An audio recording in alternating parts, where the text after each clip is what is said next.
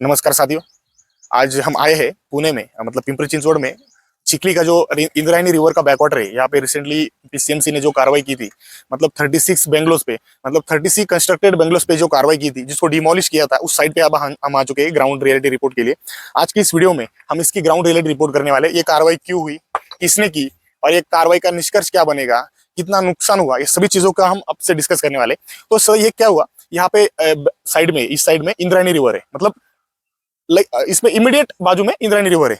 तो क्या होता है, एक ब्लू लाइन होती है, मतलब ब्लू लाइन के अंदर आने की वजह से इस प्लॉटिंग पे, इस जो ये साइड पे मतलब डिमोलिश की कार्रवाई हुई है। तो ब्लू लाइन क्या होता है, ब्लू लाइन एक्चुअली होता है फ्लड लाइन, मतलब एक कोई रिवर होती है, उसमें जिस पर्टिकुलर एरिया में उस रिवर में फ्लड आता है, उसमें एक लाइन मार्क होती है by government bodies, by tourism bodies. तो उसमें से क्या होता है, उसमें अगर कोई कंस्ट्रक्शन किया जाए वो इलीगल होता है। तो इस पर्टिकुलर प्लॉट का क्या हुआ था, जब ये 2018 में प्लॉटिंग स्टार्ट हुआ, मतलब उस टाइम पे ये आर जोन डिक्लेयर कर दिया गया। किसने किया, आप गवर्नमेंट ऑफिसर्स ने किया, इंडिविजुअल बिल्डर ने किया, इसका अभी मतलब इन डिस्कशन चल रहा है। लेकिन ये आर जोन डिक्लेयर हुआ बिकॉज ये पर्टिकुलर फ्लड लाइन में था। यहाँ पे आप देख सकते हो, यहाँ पे जो जो सोसाइटी है, ये सोसाइटी तक ये फ्लड लाइन है, ऐसा गवर्नमेंट बॉडीज का कहना है। तो ये फ्लड लाइन के अंदर, मतलब यहाँ से अंदर में जो जो एरिया है वो सब फ्लड लाइन में है, मतलब उसमें कोई भी कंस्ट्रक्शन करना सब इलीगल है। तो लोगों ने यहाँ पे प्लॉटिंग खरीदी और यहाँ पे कंस्ट्रक्शन किया। लेकिन 24 जुलाई 2024 को एनजीटी ने इसको इलीगल ठहराया और पीसीएमसी को बोला कि ये पूरा प्लॉटिंग, ये पूरा साइट इलीगल है। तो पीसीएमसी ने उसको ये पूरा इलीगल साइट घोषित किया और उसको डिमोलिश करने का सोचा। लेकिन बाद में जो भी बायर्स थे, उन्होंने क्या किया, जब ये प्लॉटिंग स्टार्ट हुई 2018 में, उसके बाद लोगों ने परचेस किया। लेकिन उसके बाद क्या हुआ कि ये एनजीटी ने बोला 2024 में ये इलीगल प्लॉटिंग है, पीसीएमसी ने इसको इलीगल घोषित किया और उसको कार्रवाई का आदेश दिया। बाद में ये लोग जो थे बायर थे, ये सब बायर कोर्ट में गए, पहले हाई कोर्ट में गए, बाद में सुप्रीम कोर्ट में गए। लेकिन सुप्रीम कोर्ट में जाने के बाद वही उनको स्टे भी मिला, मतलब थोड़ी राहत शुरू में उनको मिली थी, स्टे ऑर्डर मिला था। लेकिन बाद में जब पूरा वेरिफिकेशन सुप्रीम कोर्ट ने भी किया, जो हियरिंग दोनों बाजू से चली, उसके बाद कोर्ट का ये कहना है कि आप ब्लू लाइन के अंदर कंस्ट्रक्शन कर ही नहीं सकते। अगर आपने परमिशन लेके कंस्ट्रक्शन किया है तो भी वो इलीगल है। मतलब ये किसी मायने में ऐसा नहीं होता है कि आप कोई भी परमिशन लो गवर्नमेंट से, या घुसखोरी करके लो, या कोई करप्शन करके लो, तो उसका ये मायने नहीं होता कि वो पर्टिकुलर कंस्ट्रक्शन लीगल हो जाएगा। तो उसको इलीगल ठहराया और विद इन 24 आवर्स में म्यूनिसिपल कॉर्पोरेशन को नोटिस दिया, ये पर्टिकुलर कंस्ट्रक्शन डिमोलिश किया जाए। तो म्यूनिसिपल कॉर्पोरेशन ने उनका हेल्प लेके उसको पूरा डिमोलिश कर दिया, मतलब विद इन 24 आवर्स। आप देख सकते हो कितना साइट ये पूरा डिमोलिश हो चुका है। ये देख सकते हो आप, बिल्डिंग का ढांचा, हर जो 36 बंगले थे, हर एक बंगले का ढांचा गिराया गया है। यहाँ पे आप देख सकते हो, ये बंगला आप देख सकते हो यहाँ पे, ये कितना बड़ा बंगला होगा, लगभग 3000 स्क्वायर फीट का ये बंगला था, मतलब लगभग 3 गुंठे में बना हुआ ये बंगला आप देख सकते हो। इसको पूरे तरह से डिमोलिश किया जा चुका है। इसका टॉप फ्लोर का आप यहाँ पे ये बेंगलो आप देख सकते हो, ये लगभग 3000 स्क्वायर फीट का बंगला होगा। तो इसमें ये टॉप फ्लोर का स्लैब पूरा के पूरा गिराया गया है, पूरा बिल्डिंग आ रहा है। इसके अंदर हम अभी जाके आए हैं, तो यहाँ पे देखा कि लगभग इंटीरियर सी, इस बंगले का इंटीरियर से लगभग 30-35 लाख का था इंटीरियर। तो बाकी आप total construction cost, plot cost, ये सब कॉस्ट आप जोड़ के देख सकते हो, लगभग 1.5 से 2 करोड़ तक का इन्वेस्टमेंट इस बंगले में था। तो ऐसे हर, मतलब ऐसे 36 बंगले यहाँ पे, छोटे मोटे सब बंगले मिला के 36 बंगले। यहाँ पे देखो, ये मार्बल्स, ये सब चीजें, ये प्लम्बिंग मटेरियल आप देख सकते हो, ये स्टील, ये सब मतलब नुकसान हो गया है। मतलब कॉमन मैन का, जिसने इन्वेस्ट किया, उसका इतना बड़ा नुकसान हो गया। लेकिन गलती अभी देखो दोनों साइड से होगी, म्यूनिसिपल बॉडी से भी गलती हुई है और पर्टिकुलर इंडिविजुअल ओनर से भी, बायर से भी गलती हुई है। दोस्तों, अब ये जो जितना डिमोलिशन हुआ है, अभी इसके ऊपर एक मेरा सवाल है। जब प्लानिंग और एग्जीक्यूशन हुआ था तो पीसीएमसी ने क्या इसकी अनुमति दी थी? जब ये 36 बंगलों का निर्माण किया गया है, तब शुरुआती स्टेज में पीसीएमसी ने इसको अनुमति दी थी? या फिर ये अगर ब्लू फ्लड जोन में था तो उस टाइम किस अधिकारी थे, जो कौन अधिकारी थे जिन्होंने पास किया था प्रोजेक्ट? और एक और मेरा नेक्स्ट क्वेश्चन ये है, जब ये बिल्डर ने नक्शा पास करवाया था उस टाइम पीसीएमसी क्या कर रही थी? उसके बाद अगर ये सारा डिमोलिशन हो रहा है तो उसके पहले क्यों नहीं हो रहा था? और इसके लिए अकाउंटेबिलिटी किसको ठहराया जाए, पीसीएमसी या फिर लोकल जो इंडिविजुअल ओनर है? तो इंडिविजुअल ओनर का इसमें के जो अधिकारी थे उन्होंने, या पीसीएमसी के जो अधिकारी थे उन्होंने इसकी साइट विजिट की थी जब ये कंस्ट्रक्शन हो रहा था, और आगे फ्यूचर में इस तरह का किसी का नुकसान ना हो, इसलिए कुछ पीसीएमसी ने टाउन प्लानिंग या फिर कुछ एसओपी डिजाइन किया है, जिसके तहत हर एक इंडिविजुअल ओनर को, फ्लैट ओनर रहेगा या चाहे प्लॉट ओनर रहेगा, उसको अगर किसी भी एरिया में प्लॉटिंग करना है या फिर घर बनाना है तो उसके लिए क्या एसओपी है, उसकी लीगल अकाउंटेबिलिटी क्या है? अगर ये जब तक पता नहीं चलता तब तक लोगों का लॉस तो फिक्स होने वाला है। उसके बाद एक सवाल है मेरा, ये रेसिडेंस लोगों के साथ ट्रांसपेरेंट था क्या पीसीएमसी का जो कोर्ट का जो स्टेटमेंट आया था? क्योंकि हमने जब कुछ लोगों से डिस्कस किया तो पता चला कि सिर्फ 1 या 2 ही दिन की उनको मोहलत मिली थी, और जिस बंदे ने 1 करोड़ का पूरा बेंगलोर डिजाइन किया था उसमें उसके कम से कम 15 से 20 लाख का इंटीरियर था। अगर उसको वो पूरा शिफ्ट करना है, कस्टमाइज करना है या फिर निकाल के दूसरी जगह शिफ्ट करना है, तो ये टाइम क्या सफिशिएंट था? क्योंकि कुछ लोगों का कहना था कि वो बहुत गिड़गिड़ा है, बट उनको वो एक्सेसिव जो आप हम टाइमलाइन बोलते हैं वो मिली नहीं थी। और जब अपने पीसीएमसी के कमिश्नर है शेखर सिंह सर, उनसे जब डिस्कस हुआ तो कुछ लोगों ने सवाल उठाया था कि अगर ये कंस्ट्रक्शन इलीगल था तो उसी टाइम हमको क्यों रोका नहीं गया, या फिर रास्ते क्यों दिए, वाटर सप्लाई क्यों हुआ, या फिर इलेक्ट्रिसिटी हमको क्यों प्रोवाइड की गई। तब उन्होंने एक जस्टिफिकेशन दिया था कि सुप्रीम कोर्ट का जो ऑर्डर है वो ये कहता है कि अगर आप किसी भी एरिया में रहते हो तो एज अ ह्यूमैनिटी बेसिस पे वो आपको बेसिक एमिनिटीज प्रोवाइड की जाती है, बट इसका मतलब ये नहीं होता है कि इलीगल कंस्ट्रक्शन या इलीगल प्लॉटिंग आपका लीगल में कन्वर्ट हो जाए।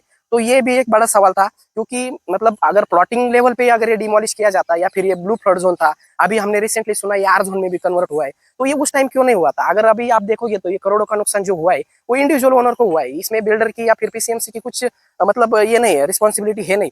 और जब बाद में पता चला ये डिमोलिशन का जो कॉस्टिंग था और एनजीटी का जो पॉइंट है कि ये एनवायरमेंटल डैमेज हुआ है, तो इसका भी मतलब ये भी अकाउंटेबल है लोकल ओनर।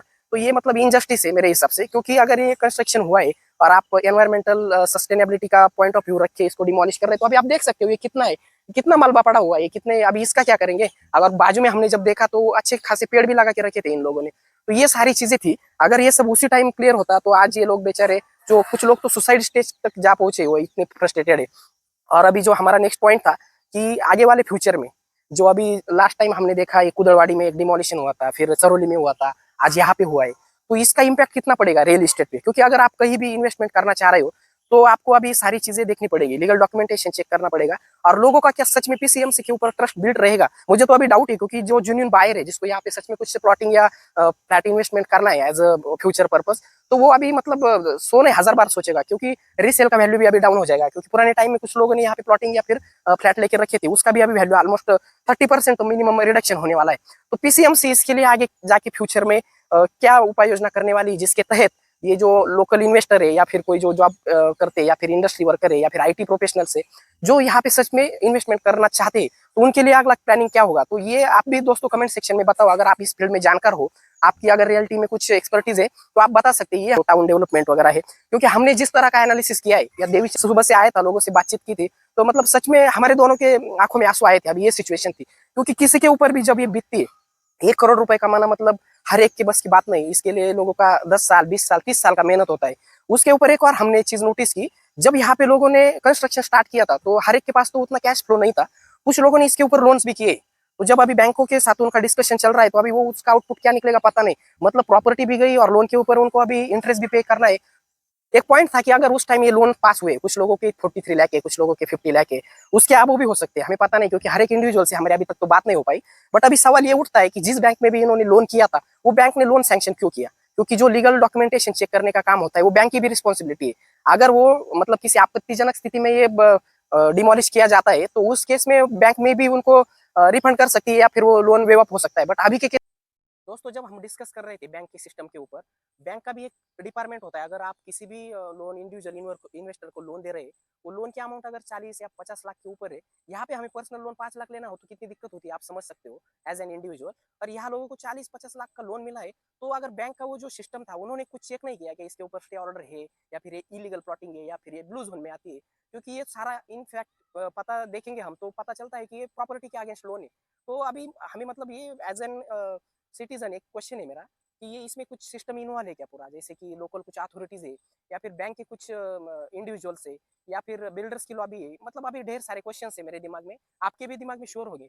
तो अभी पता नहीं चल रहा है कि एग्जैक्टली क्या हुआ है। अभी तो अगर ये जोन कन्वर्ट भी होता है तो वो लोगों का बहुत बड़ा लॉस है।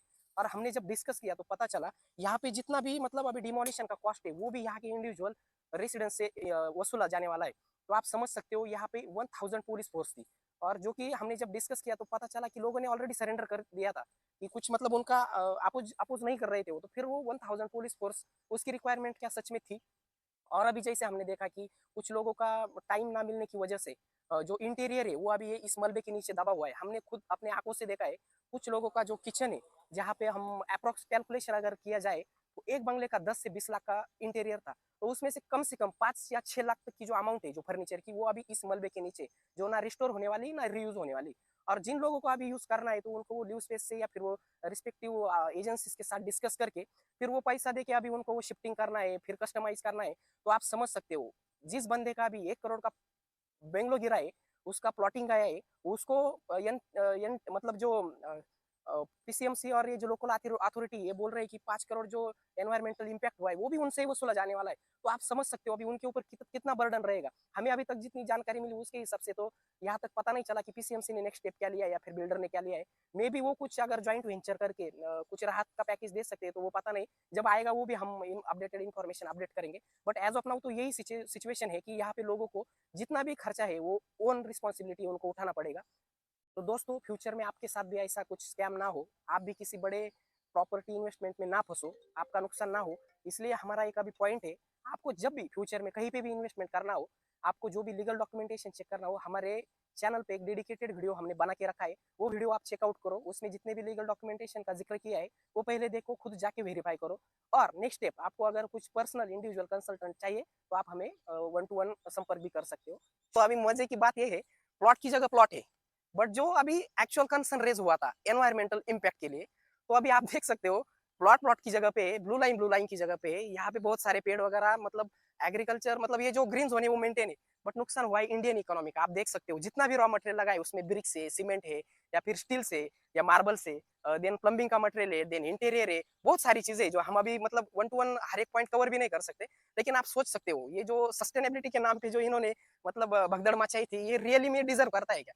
क्योंकि अभी आप देख रहे हो सब जगह का इतना, मतलब कुछ लोगों का तो हमने देखा है ना अभी एज इट इज सिचुएशन में बंगलो गिराया गया है।